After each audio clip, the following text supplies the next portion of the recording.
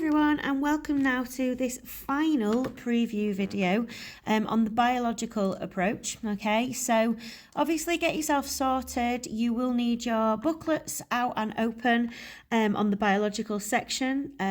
Apologies, I don't have the page number available to me right now, but we're in the back section on the biological approach, and you will also need your exam question packs available to you guys, because unlike the previous preview video lessons that we've done, there are actually going to be a couple of exam questions built in here. Okay, so without any further ado, let's get cracking.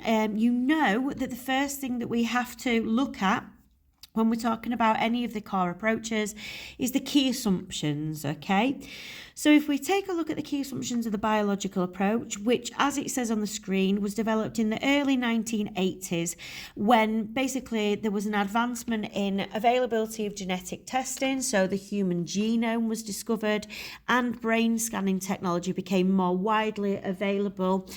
First introduced in the Massachusetts Institute for Technology, but then made more widely available kind of in the UK towards the end of the 1980s. Okay, so the first assumption of the biological approach is that everything that is psychological, so human behaviour, is firstly biological. So if you were to be given one of those 1-mark questions, what is a key assumption of the biological approach, I personally think that is the easiest one for you to talk about. So biological psychologists believe that everything that is psychological is firstly biological. So what do we mean by that? We mean that thoughts, feelings and behaviours are influenced by 3 things. They're influenced by our central nervous system, which is largely our brain, our spinal cord and neurons. It's also influenced by our genetics, so inherited units of DNA that we get from our parents, and latterly neurotransmitters, which are chemical messengers. Okay, so that is everything that is psychological is biological first. The second key assumption that we need to take a look at is the process of evolution, okay, and its importance. So not only can behaviour be understood in physical terms, it can also be best understood through the process of evolution.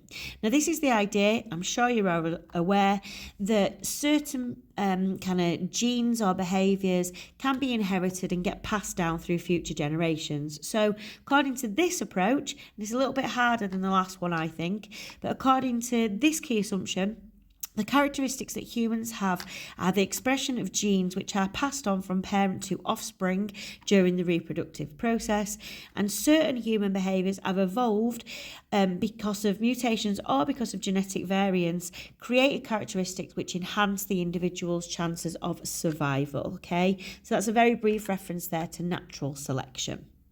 So there are 2 key assumptions: that everything psychological is biological first, and most behaviours can be understood via the processes of evolution. So the next thing that we're going to go ahead and complete in our booklets is this kind of introductory task. Okay, so there is a little word bank at the side in your booklets. I'd like you to just take a look at those words now. Have a read of this paragraph. Don't write them in, because I'm going to give you the right answers in a second. But have a read of them, pause this and see whether or not you can get them in the right order. So just take a few seconds, pause it here.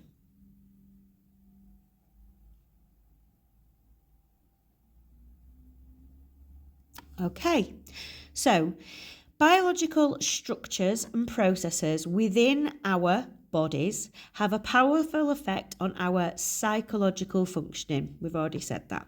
Biological psychologists argue that all thoughts, feelings and behaviours have a physical basis, i.e. everything psychological is biological first. So well done if you managed to get all of those right. I'd also like you to have a go at the quick matching task. So again, pause this here, see if you can match the key concept on the left-hand side to the correct description on the right-hand side. Pause this. So the correct answers are as follows. Genes would be matched to statement C. This refers to the inheritance of traits and characteristics. Two, neuroanatomy would be the structure of the brain. So different parts have different functions, and you're going to watch a separate video introducing you to some of those core concepts. Neurochemistry is the role of neurotransmitters within the brain and your nervous system. And evolution, we've already said, is the processes of adaptation, so genetic changes which occur across generations and within a species that promote survival. So these down the left-hand side are all the key components that we're going to talk about as part of the biological approach. As part of your preview work, you're going to cover genes and neuroanatomy, and then we'll do neurochemistry and evolution together in the classroom.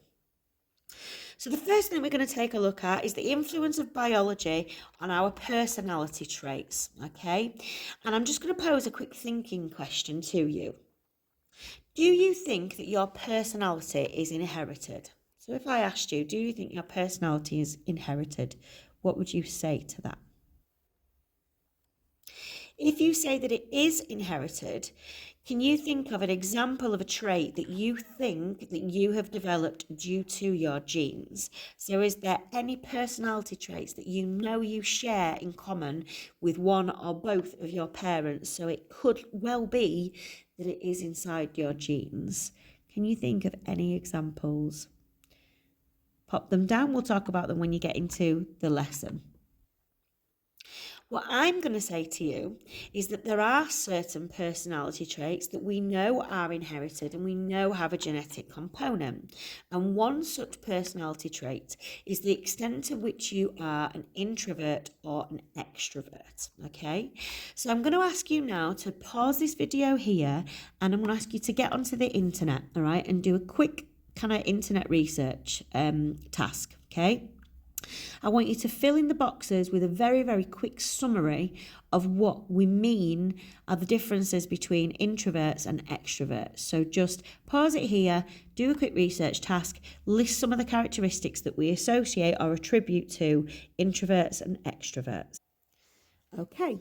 So hopefully through your little research task there, you'll have discovered things like introverts are a little bit more socially anxious, they're more socially withdrawn in comparison to an extrovert.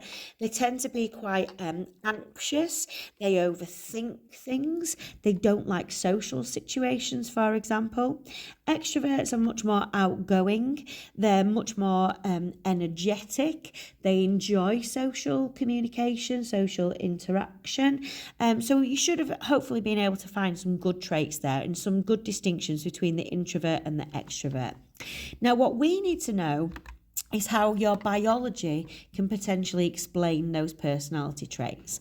And one researcher who did a lot of work in this area is Eysenck. And he not only looked at introverts and extroverts, he looked at a whole other list of kind of personality characteristics. But introversion and extroversions are the ones that we know play a biological role. Clear cut, okay?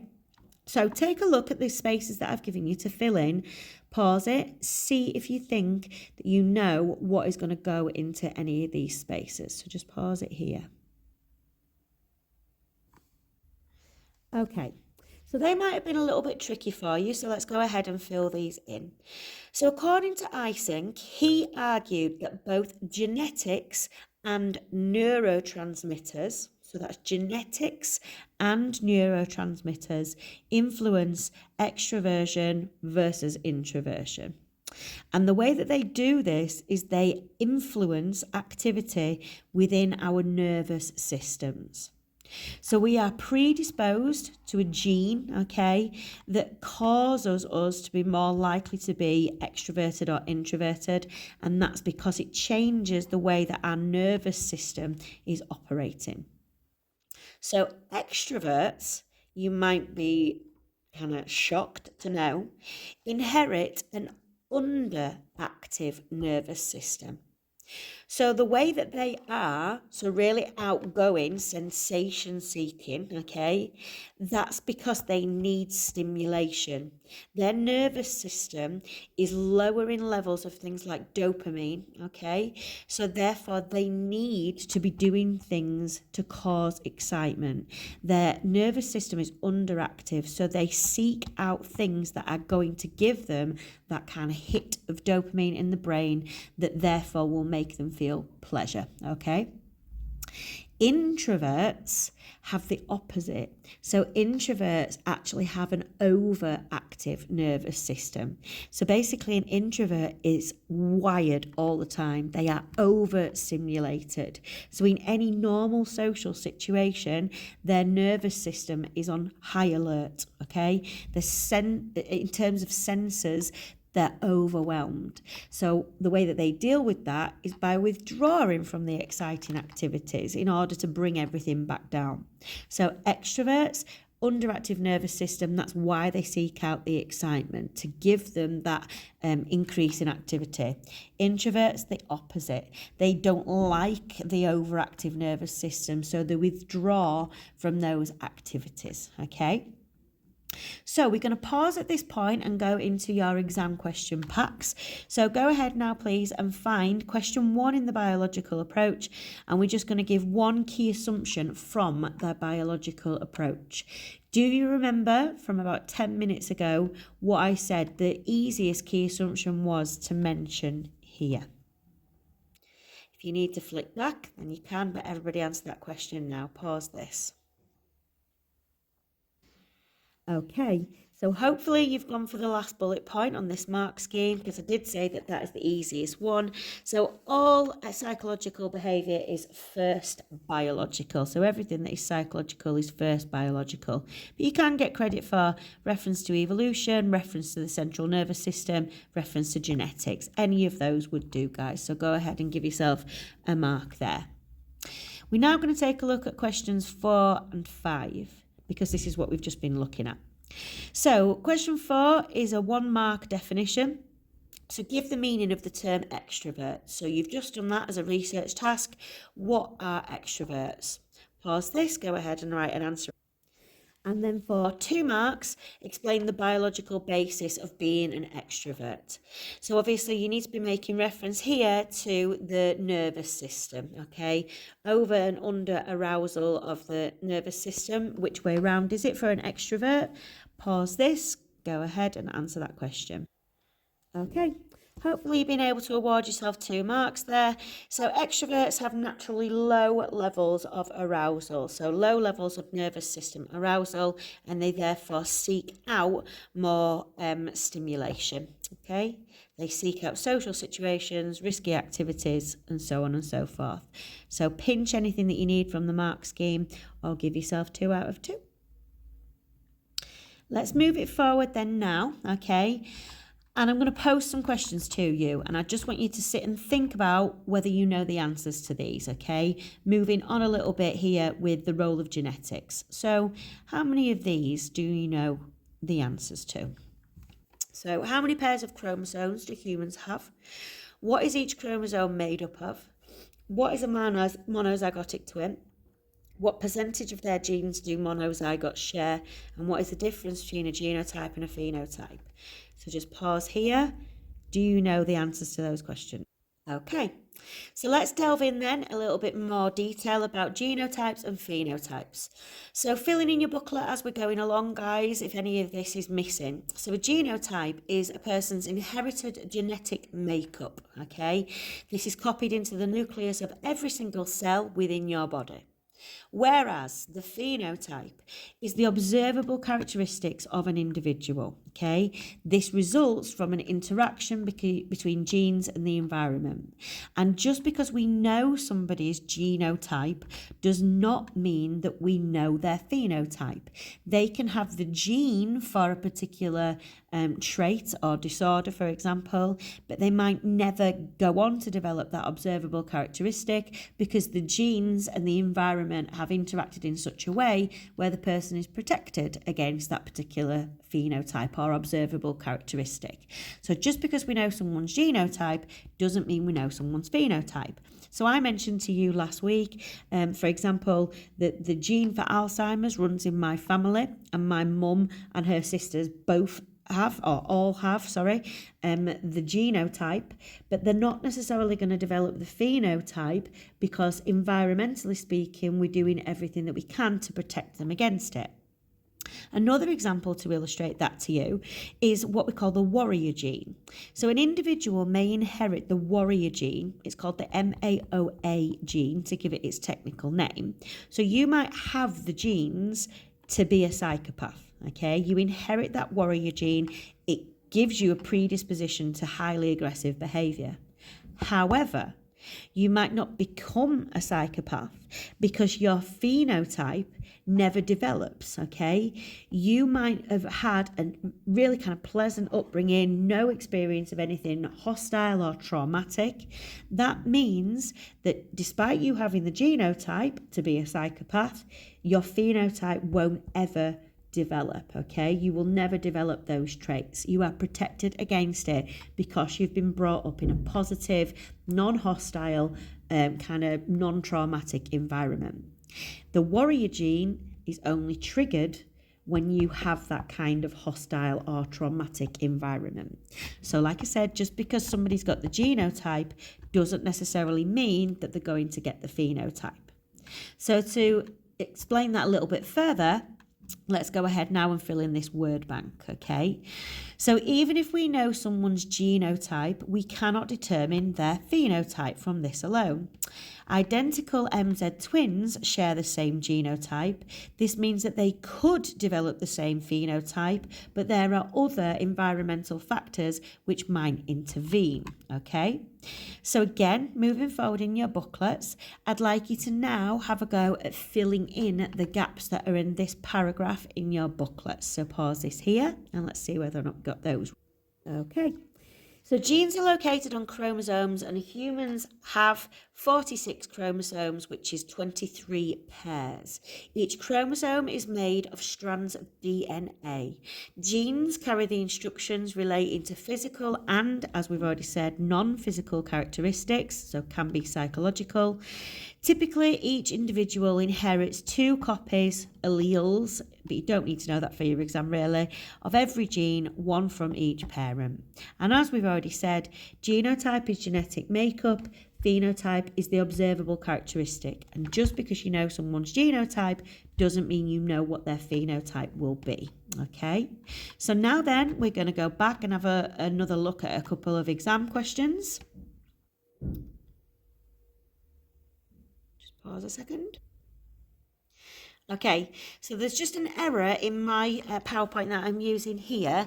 I would like you to all go and find question 2. So Rebecca and Jane are 17-year-old identical twins. Can you go ahead and find that for me, please? And I'd like you to all answer that question. So evidence from that scenario that Rebecca and Jane have different phenotypes. So remember, their phenotypes are their observable traits. So how are they different? How are their observable characteristics or traits different? So go ahead and answer that one. And then also do the second part of that question, which is evidence that they have the same genotype. So how do we know that they have got the same genetic structure? What is referenced in that scenario that allows us to know that they have identical genotypes? Okay, what are they essentially? How do we know that they've got the same genotype? So apologies that that's not on my screen, guys, but you can go ahead and answer those, okay? So that's evidence that Rebecca and Jane have the same genotype and evidence that they have the different phenotypes, okay? Once that's done, we're going to move on to the very last bit of this kind of genetics material, and we're going to take a look at how genes play a role in sex development. So once you finish with that question, then let's nudge it on and take a look at the role of a very specific gene, okay, in sex development.